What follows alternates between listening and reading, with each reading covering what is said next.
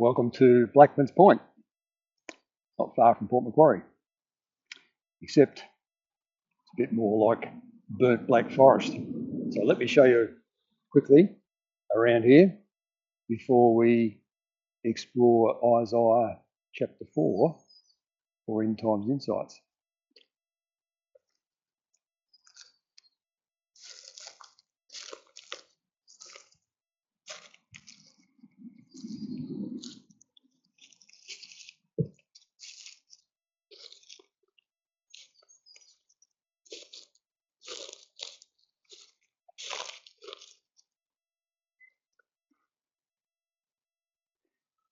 Yes, if I brought my hikers here, they would say to me, "What a wally, what you bring us here for? This is not where we hike, this is where we come for coffee." Because just up the road is Ricardo's hydroponic strawberry and tomato farm, which has a very popular cafe, frequented by a lot of travellers up and down the motorway between Sydney and Brisbane. So, there's a reason why we have come here, because Isaiah has been painting a very bleak picture. It's very black. There's a glimmer of hope. There's always a remnant. One day there will be worldwide peace. But let's have a reality check through young Isaiah's eyes. Judges have come and gone. Prophets have come and gone. Kings have come and gone.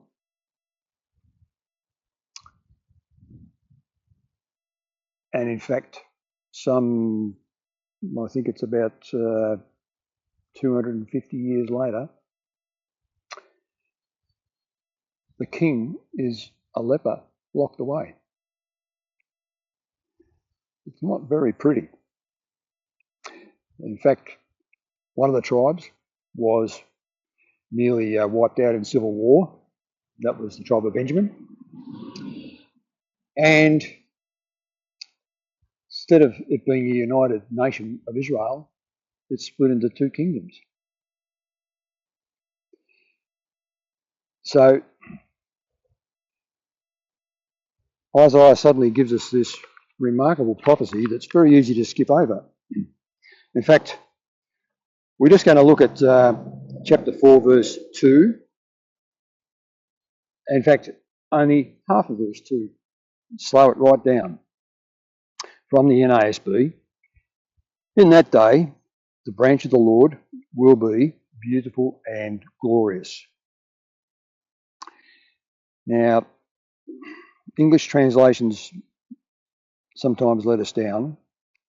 Branch of the Lord really should be sprout of Jehovah. Just 3 words today. Sprout of Jehovah. Now, where does this come from? Well, we need to go back some 250 years to the last words of King David.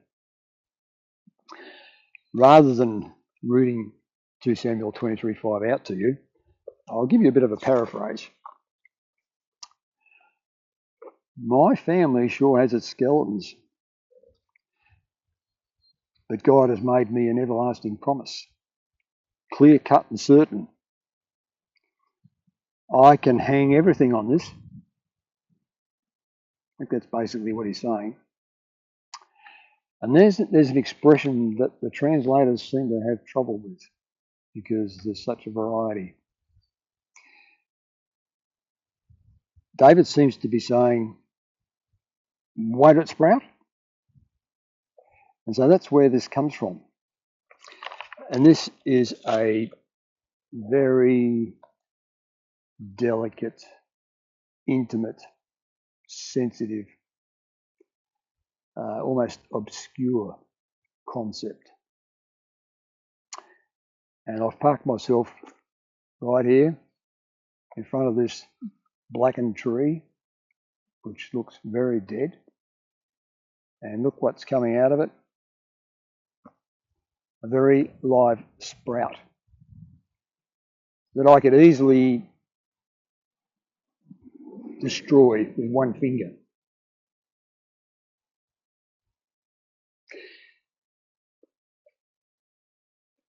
So notice that it says the branch of the Lord will be beautiful and glorious. Well, would you say that about the Lord Jesus when he was here the first time? Beautiful and glorious. Well, you've heard of Isaiah 53 that sadly many Jewish people reject. Let me read it to you. Who has believed our message? And to whom has the arm of the Lord been revealed? For he grew up before him like a tender shoot, and like a root out of dry ground. He has no stately form or majesty that we should look upon him, nor appearance that we should be attracted to him. He was despised and forsaken of men, a man of sorrows and acquainted with grief, like one from whom men hide their face. He was despised, and we did not esteem him. And I'll give you a clue. As you know, there are 4 gospel accounts. That's what it takes to describe this man. And this is the first one. This is the sprout of Jehovah. When we go to John's gospel, this is what John had to say. And remember, at the end of John, he tells us why he wrote this. He's proving to us that Jesus is the Son of God. And he says, in the beginning was the Word, and the Word was with God, and the Word was God. He was in the beginning with God.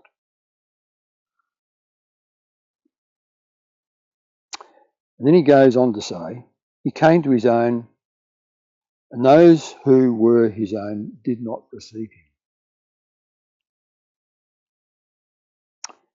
In fact, his disciples had trouble working out, who is this guy? Even the wind and the seas obey him. Finally, Thomas got it. He's got to his knees at the feet of his rabbi and says, my Lord and my God. So there's more to come. Some 100 years later, Jeremiah will announce this sprout from the house of David as the king. Matthew's Gospel. And then 150 years later, I think it is, Zechariah will announce this sprout from the house of David as a man who grows in his own place, Nazareth. That's the detail we get from Luke's Gospel. And then finally, Zechariah will announce the sprout, branch of the Lord, as the servant. Remember Mark's Gospel? Son of Man came not to be served, but to serve. So this is a remarkable expression, just 3 words, well worth spending time studying and looking at the illustration here